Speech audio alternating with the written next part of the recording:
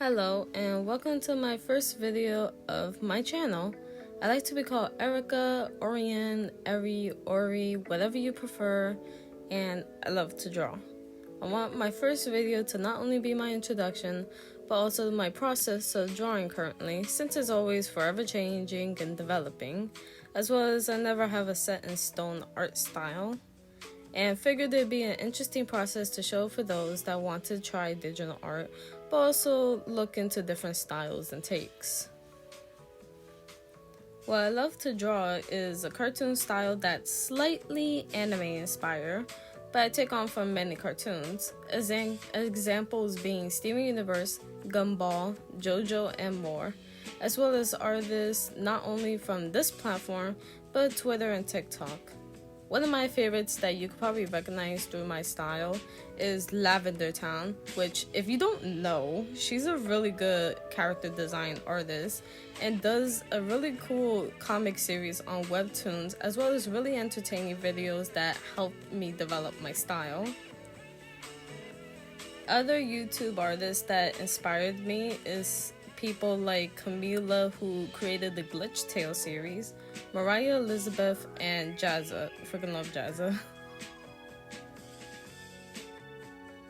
As for my process, what I like to do first is make a loose first red sketch. Sometimes I do it in the small corner of the canvas in order to help me blot out some ideas and more, because a big canvas can be overwhelming for some artists. I tend to fall into the portrait or simple poses just because I like the design of the character more than the drama or the background. But I try to fix that sometimes, gotta improve. I make sure not to add too much detail, just some vague ideas that I'm not really set on until when it comes to the next sketch, which is the second sketch. I flip the canvas and then use blue or a dark red and just try my best to get the proportions done, get the shape of the design in from my head onto the canvas, stuff that I will actually ink correctly and bringing more life into it. I prefer to use a different brush than from my first sketch, being a round brush to like a 6B pencil, just because it feels a bit better for me.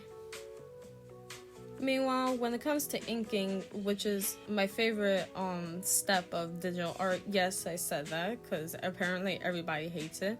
I use an edited tinderbox that has the right amount of fade, texture, and smoothing I need for myself. I prefer texture brushes that let it feel like a drawing on paper, while also working just right as a digital brush, especially with the undo button and everything. I've been told that I've been able to somehow capture some life into my line art than the others, and that's because of the fact that I try to treat it like a sketch and just go a bit messy, because you can always clean it up. There's always the undo button, there's always erasing, that you could always let yourself go loose and everything. I think because of that, that's why I find inking really fun, and I just like it the most throughout the process. Coloring, that's something else.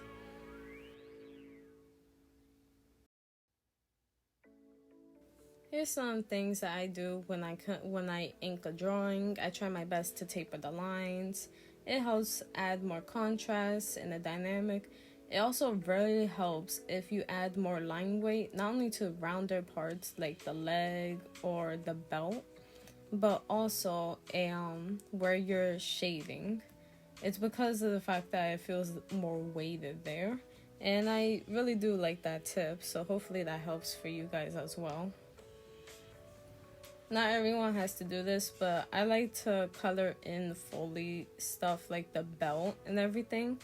I'm not sure why, it just feels nice. I tend to also do like a comic style in a way.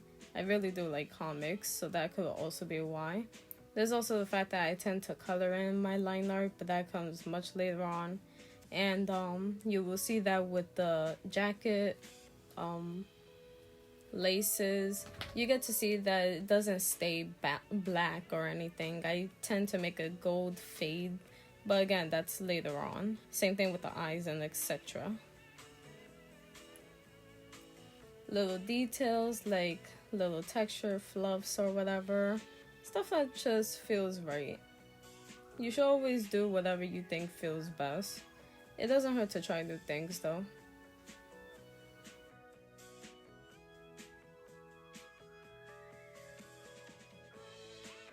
Here I'm just adding more weight because I want the top part of the body to be the heaviest when it comes to shading. Hopefully that helps with a visual idea, as well as I just like the dynamic of thick to thin. It just feels really nice. And now my least favorite thing of digital art, coloring. The part that everybody loves except me apparently. Why I hate it? It's because I made myself study color schemes and theory so much to the point that I kind of got sick of it, always watching the same color theory videos just to improve on it. Learning about gradient maps and the grayscale trick where learn about contrast next to each other, blah blah blah. And it works. It works. I've been complimented many times on how well my coloring is, and I appreciate that heavily. But I also hate it.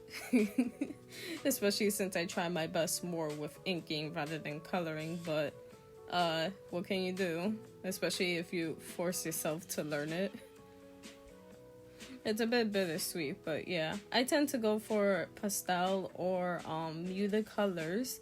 Nothing too saturated unless I want it to pop out, like the eyes, scarf matching with the background, as well as the belt and the ears on the bat, the cute little bat.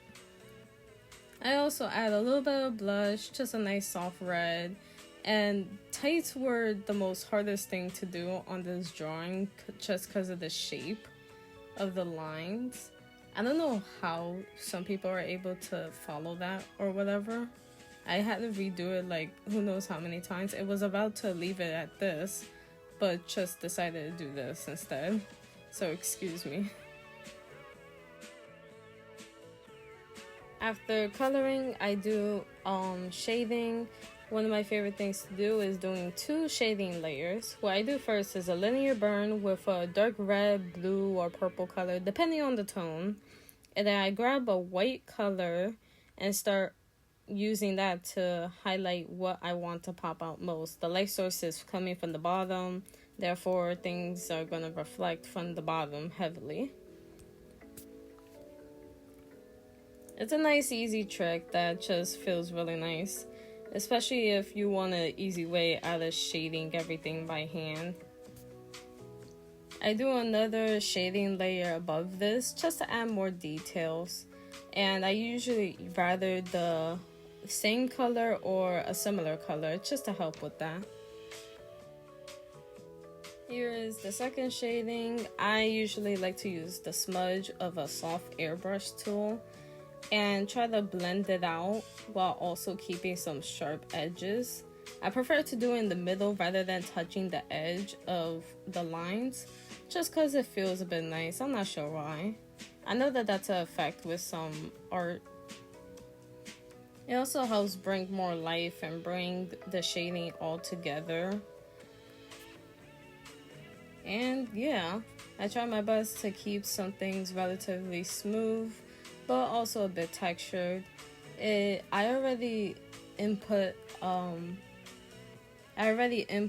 photo of like this watercolor picture I downloaded online and edited a bit into a grayscale.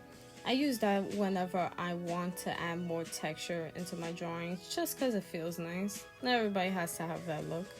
I know some people prefer the clean look and everything, but the more it feels like a drawing while also being a bit clean, the better it feels for me. It depends on your style and taste.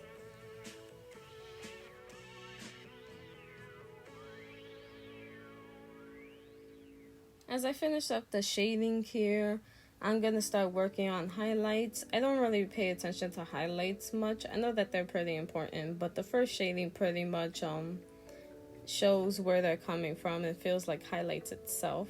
I just add a bit for the hair, details I want to pop out, and a little bit of fluff, a little bit of heel shine, the little fancy smanchy. And then I proceed to do stuff like special effects or whatever you call it, such as coloring the line art.